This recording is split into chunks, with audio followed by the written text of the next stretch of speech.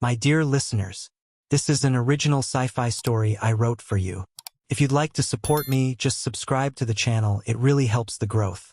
The communication blackout was supposed to last 48 hours. Milo, short for Miloska, a name she'd been shortening since age 6 when she realized no one in the coalition would ever pronounce it correctly, had been on Outpost Kethvaren for 11 months. Long enough to repair 4 relay satellites, exhaust her book archive, and develop a personal rivalry with the station's automated chess program. She was winning lately. It had started quietly adjusting its own difficulty, which she considered rude. When the blackout hit and the work queue went dark, Milo did what she always did when there was nothing to do. She made something out of nothing. The ration wrappers were silver on one side, matte white on the other. She'd been saving them for months without quite knowing why. Stacking them flat under her bunk, smoothing out the creases. Her grandmother had always saved things like that. Wrapping paper, ribbon, paper bags. You never know, she used to say, which wasn't really a reason but somehow was. Milo sat cross-legged on her bunk, took the first wrapper, and folded it in half. She hadn't made origami since childhood. Her grandmother had taught her on a rainy afternoon with paper that smelled like cedar, working through cranes and frogs with the patient precision of someone who understood that things worth doing were worth doing slowly. The folds came back now the way old songs did. Not remembered so much as rediscovered, her fingers knowing the shape before her mind did.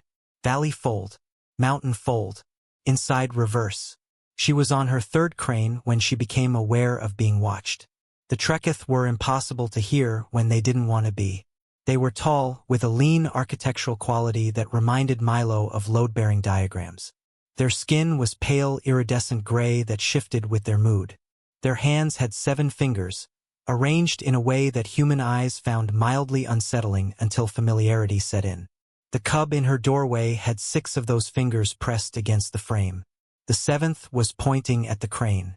Treketh cubs were not permitted in the communications sector, a rule that Keth, as Milo had privately named the cub after the station, treated with cheerful indifference.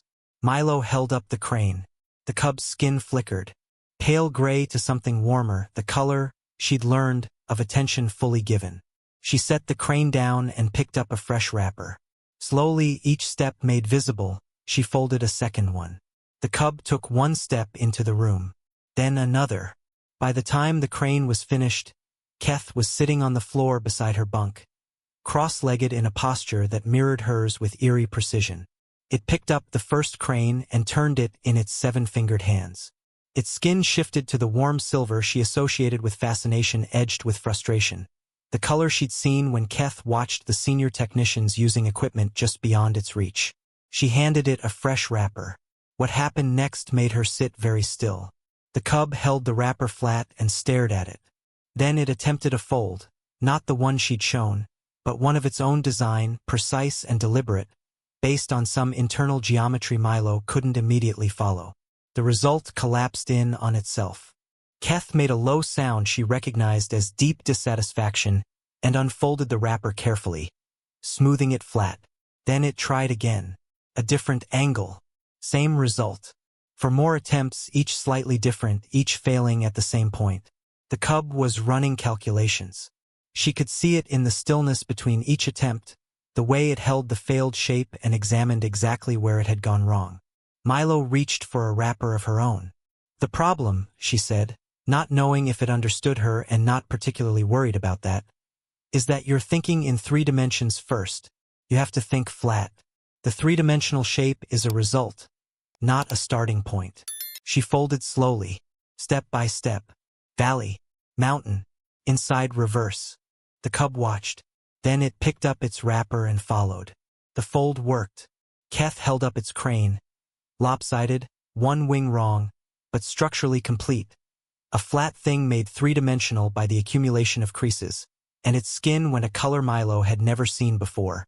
Not warm silver, not pale gray, something brighter, almost luminous. She filed it away to think about later. She was building a frog when the door opened without a knock and Veth architect Soren filled the frame. Soren was the most professionally imposing person Milo had encountered in 11 months. The Treketh lead architect had designed 3 of the coalition's most complex outposts and published theorems on quantum load-bearing that Milo had needed 2 dictionaries to partially understand. Soren had a quality of attention that made you feel, when it was directed at you, like a building being surveyed for faults. That attention was now fixed on the crane in Keth's hands. Soren stepped inside, said something in Treketh to the cub. Keth responded and held out the crane. Soren took it. Carefully, Milo noticed, more carefully than the object required, and examined it. "You made this," Soren said. "Keth made that one. I taught the fold."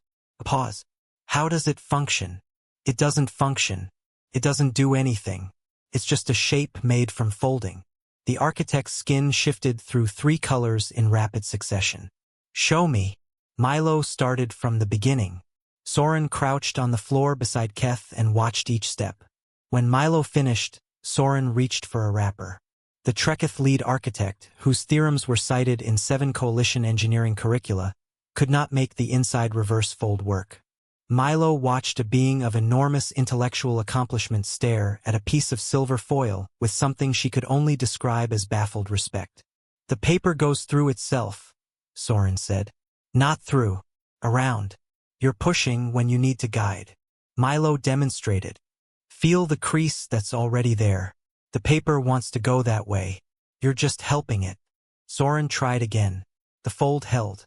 The architect sat back and looked at the shape in its hands with an expression Milo wouldn't have named until she thought of her grandmother being shown something new and understanding, immediately, that it mattered. By the time the blackout ended, 42 hours later, there were 11 Treketh on the floor of the communications sector. Senior architects, a materials theorist who had declined 3 invitations from coalition ambassadors. 2 of Keth's Kresh siblings who'd slipped through the maintenance corridor, tipped off by Keth. Milo sat among them, folding. She'd moved through cranes and frogs into modular units that locked together without adhesive, and a collapsing water bomb base that could be opened and closed repeatedly, which caused the materials theorist to produce a sound Milo later described as approximately what awe sounds like across species. Her wrapper supply ran out at hour 36. Someone returned from the supply bay with drafting paper, then printing sheets, then... She still wasn't sure how. Bolts of thin composite material used for filter lining, which folded beautifully. They were not simply learning origami. They were doing what Treketh always did, finding the principle beneath the practice, testing the geometry against their frameworks.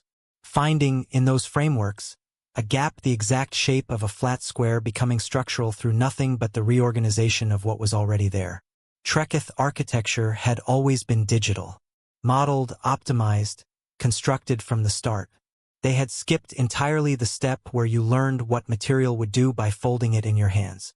The step where you found that a flat thing could bear weight not by adding to it, but through pure arrangement. Humans had not skipped that step. Humans had spent centuries at kitchen tables and rainy afternoon floors, folding paper into birds, learning geometry through their fingertips. 6 weeks after the blackout, a formal document arrived from the Treketh Institute of Structural Theory. It was addressed to Miloska, spelled correctly, which she appreciated, and requested her participation in a research exchange on what the institute was calling embodied geometric intuition in predigital material cultures. Milo read it twice. Then she wrote back asking if she could bring her grandmother's origami paper. It still smelled like cedar. It still held the fingerprint ghosts of a rainy afternoon 30 years ago. It had turned out to contain multitudes. The institute replied immediately, yes. Keth sent a separate message. One line, translated imperfectly by the station's language system, which rendered it as, "Bring more wrappers." Milo packed everyone she had.